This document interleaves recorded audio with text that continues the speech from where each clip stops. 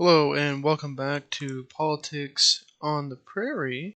I'm your host, Dan Williams, or Spartan D34, depending on where you find me.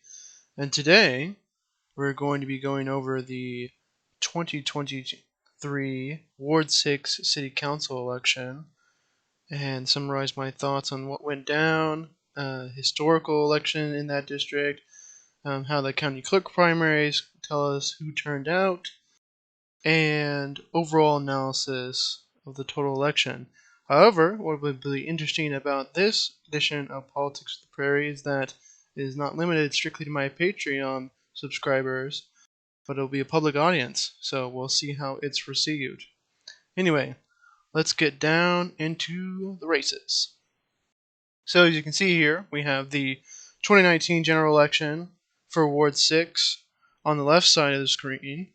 And on the right side of the screen, we have the unofficial, not certified results of the Ward 6 general election that just occurred 2 weeks ago.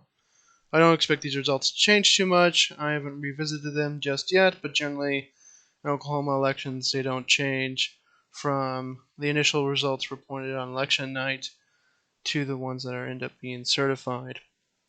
Now, looking at these two maps, we see an interesting similarity in that south of River, or south side, generally votes the same. Here we can see they overwhelmingly supported, Nathaniel Harding, whereas on this side they supported Merrick Cornett, while Joe Beth Hammond's base both times was north of River. So what does this mean exactly? Now, I don't have any way to analyze the partisan turnout of 2019. The process in which I do that is a process I have to do very quickly after each election, and I wasn't in map making in 2019, at least not the way I am now. So I can't exactly tell you who turned out as far as party. But I reckon, given the turnout dynamics we saw in this election, it was probably pretty similar. So, as I've talked about previously on Politics on the Prairie, the South Side is a heavily Hispanic population in Oklahoma City. Somewhere around 60% of the at-large population, or the total population, is Hispanic, with about 56% of the voting age population being Hispanic. This is a notoriously low turnout demographic, especially in Oklahoma. The reason why I mentioned that is while most Hispanic people in the South Side are registered Democrats, you can figure this out using VAN and other tools. When we look at the partisan turnout in the county clerk primary compared to this election, we can see that a lot of these precincts in the south side of the district are either tied in their turnout, as you can see by this light gray color, or Republican. You can see in this, red color. That doesn't mean they're all Republican. Of course, there are some blue precincts right here, of course, south of River. But it does mean that Republicans were turning out at a higher rate than their Democratic alternatives, or their Democratic, alternatives in this southern area of the district.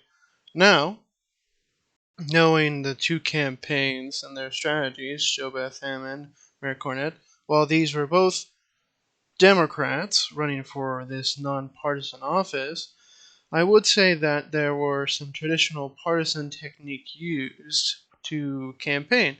Now, what do I mean by that? From what I understand on the ground is that the Cornett campaign focused a lot on mailers. Now, if in Oklahoma politics, while mailers are definitely used by both sides, a heavy use of mailers, such as using 4, 5, 6, and even 9 mailers for such a short election period like the Cornett campaign did, is generally associated with Republicans. And before the whole partisan, nonsense about voting absentee and stuff like that, Republicans used to use these mailers to really get out the absentee vote for their candidates. And it's still in effect somewhat in Oklahoma, but not nearly as much as it once was since the 2020 election and the partisan polarization around early voting. The Hammond campaign focused a lot more on door knocking, and more, I guess you could say, grassroots methods of turning out their base. Now, as we can see here, precinct that I previously talked about, the Mess Park precinct right here, that had the highest turnout in the county clerk primaries, went pretty solidly for him, and it's very democratic, as you can see over here. And I think that's ultimately, what comes down to it, right?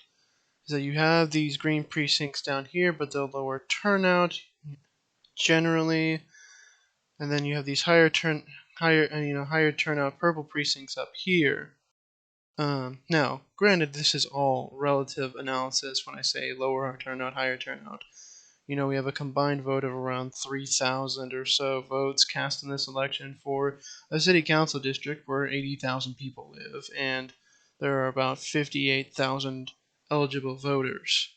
So not exactly a huge turnout election in general, but a little bit higher turnout than the last time this election certainly occurred.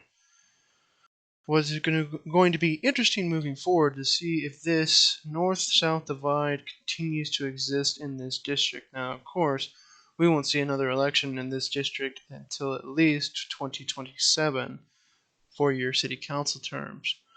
But as far as the path moving forward for people in this district, if you're, somebody from the southern portion of the district, I would work on, getting people to turn out more in elections, changing the voter universe there.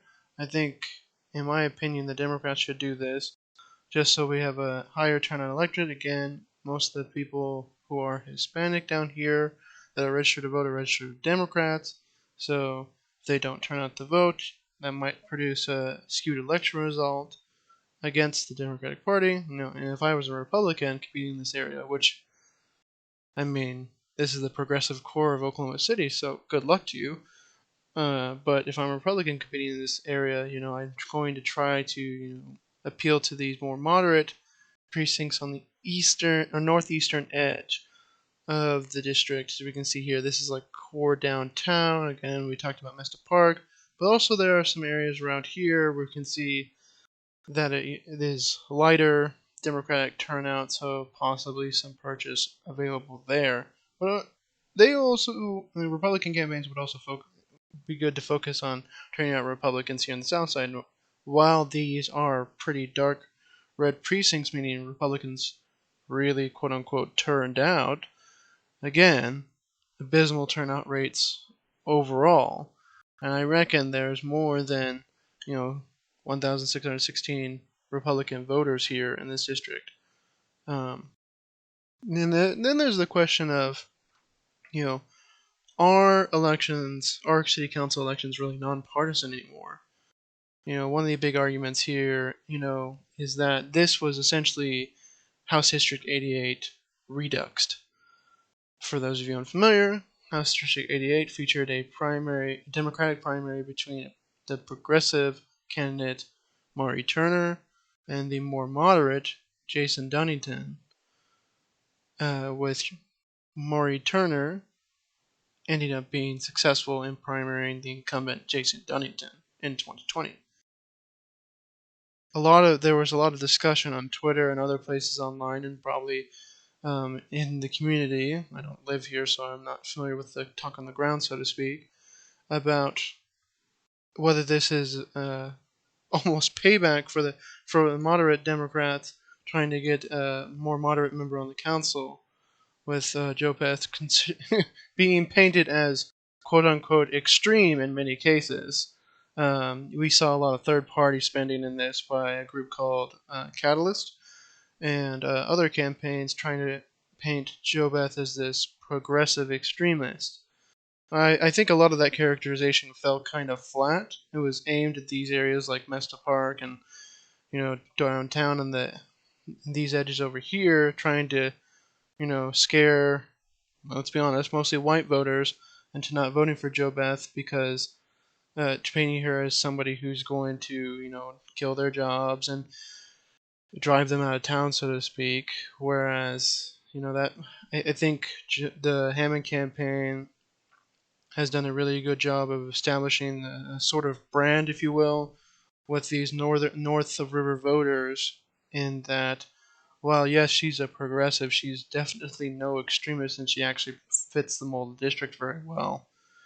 Um, I would also like to note that this is not only just a raw vote improvement, but also a percentage improvement for Jo Beth Hammond by 0.02%. So, hey, go Jo Beth there. We can see she really solidified some of her support on this little quadrant or section of land here. Though, of course, that might have to do with a little bit of the precincts changing as well. Because not only did the district gain some land, but the precincts were all pretty much changed for the most part. So these were just stream of consciousness and political analysis thoughts on the Ward 6 general election and how it will shape up moving forward. Like I said at the beginning of this video, I will be sharing this publicly, since I've already shared the map publicly, to see what kind of an audience, to try to broaden the audience. So, when I post this, for my patrons, I appreciate a share with your communities out there, and tune in next time to Politics on the Prairie. We'll be covering some more elections in the state of Oklahoma. I'll see you on the next one.